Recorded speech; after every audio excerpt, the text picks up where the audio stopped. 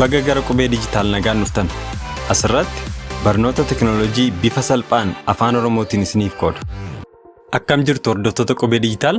Har'aa viidiyoo kana keessatti mobaayilii keessan fayyadamuudhaan akkaataa iimeeyil akkaawuntii haaraa yookiin immoo Gmail itti banattan isinitti agarsiisa. Yoo chaanaalii kanaaf haaraa taatan qubee dijitaal subscribe gochuun viidiyoowwan teknooloojii Afaan Oromootiin argachuu dandeessu. Akkasumas mallattoo beeltuquudhaan viidiyoon haaraa qubee dijitaal irratti gaafa gadhiifamu dursee akka isin bira ga'u gochuu dandeessu. Mobaayilii keessan fayyadamtanii iimeeyil akkaawuntii haaraa yookiin immoo Gmailii banachuuf jalqaba seetiingii mobaayilii keessanii bantu.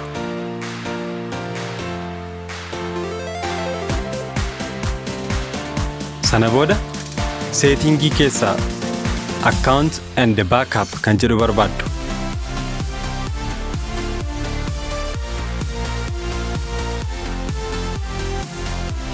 Account and backup kan jedhu erga argattanii booda isa irratti tuqxu. Sana booda manage accounts kan jedhu irratti tuqxu.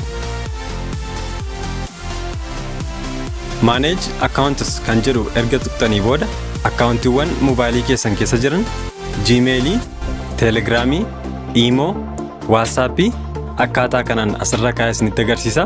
Isin garuu kan barbaaddan akkaawuntii haaraa banachuudha waan ta'eef add account ishee jettu irratti tuqxu.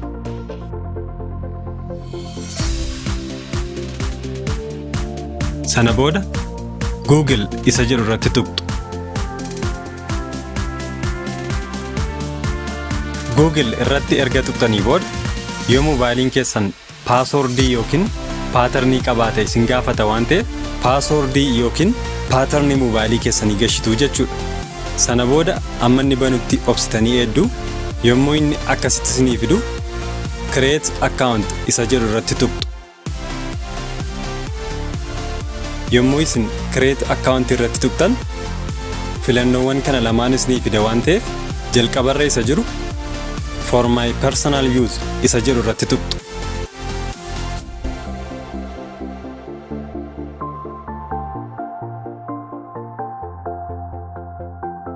Sana booda odeeffannoowwan keessan isin gaafata waan ta'eef first name bakka jedhu irratti maqaa keessan akkasumas immoo last name bakka jedhu irratti immoo maqaa abbaa keessanii barreessitu.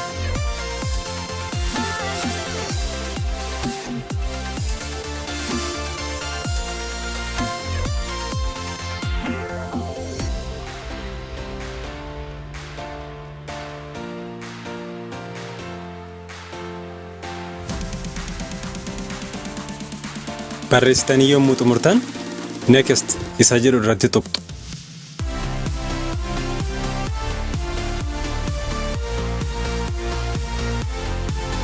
Next irratti erga tuqxanii booda bara dhalootaa akkasumas saala keessan isin gaafata. Bara dhalootaa keessan guutuuf jalqaba month isa jedhu irratti tuqxu. Sana booda ji'a itti dhalattan filattu. Itti aansuun day bakka jedhu irratti tuquun guyyaa itti dhalattan barreessitu.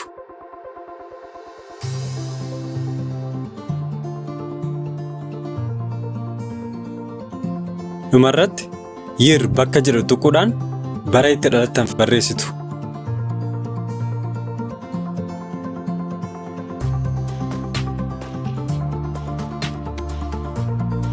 Guyyaa dhalootaa keessan galchitanii erga xumurtanii booda lammaffaarra isa jiru gender irratti tuqxu. Gender irratti gaafa tuqxan filannoowwan kana isinii fida. Filannoowwan kana keessaa dhalaa yoo taatan female irratti tuqxu. Dhiira yoo taatan immoo male irratti tuqxu.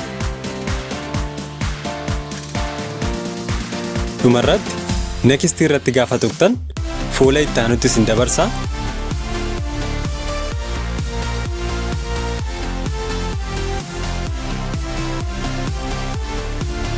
Bakka kanatti immoo iimeeyil adreesii keessan filattu jechuudha. Akkuma asirratti argitan filannoowwan lama kaa'ee jira. Filannoowwan lamaan kana keessaatii tokko irratti tuqxu jechuudha. Kan barbaaddan erga filattanii booda next irratti tuqxu.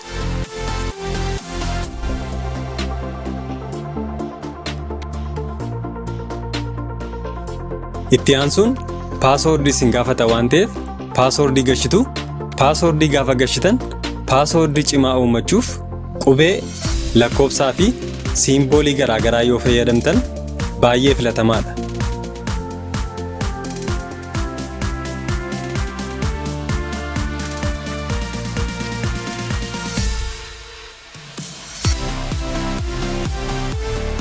Paaswoordii keessan gashitanii erga xumurtanii booda next irratti tuqxu.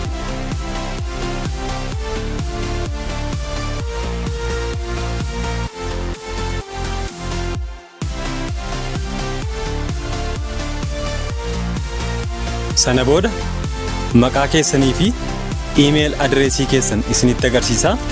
Itti aansuun ammas next irratti tuqxu.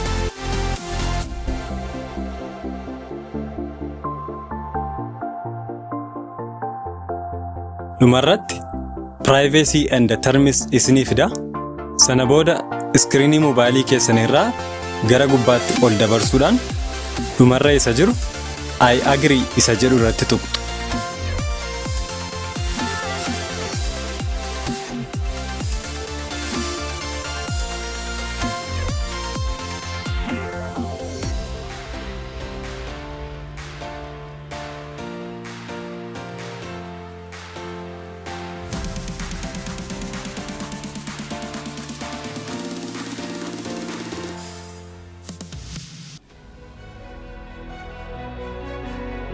Akkuma iddoo kanatti argitan iimeeliin kun banameera. Kanaaf akkaataa kanaan moobaayilii keessan fayyadamuudhaan iimeeyil akkaawuntii haaraa yookiin jiimeelii banachuu dandeessu. Garuu akkaawuntii erga banattanii booda tarkaanfii barbaachisaan itti aanu tokko jira. Innis jiimeeyil akkaawuntii keessan lakkoofsa bilbilaa keessaniin veerifaayi gochuudha. Akkamitti jiimeeyil akkaawuntii keessan veerifaayi gootu? Lakkoofsa bilbilaa keessan akkamitti galchuu dandeessu? Waa'ee kanaa hunda viidiyoo itti aanu keessatti tarkaanfiin isinitti agarsiisa. Kanaaf viidiyoon itti aanu akka isin dabarreef qubee dijitaal subscribe godhaa. Akkasumas mallattoo beel tuquun viidiyoon haaraa qubee dijitaal irratti gaafa gadhiifamu dursee akka isin bira ga'u gochuu dandeessu. Yoo viidiyoo kana jaallattan like gochuun dagatinaa. Akkasumas chaanaalii kanaaf haaraa yoo taatan qubee dijitaal subscribe gochuun maatii keenya keessaa tokko ta'a. Gaaffii yookaan yaada yoo qabaattan koomentii jalatti nuuf barreessaa.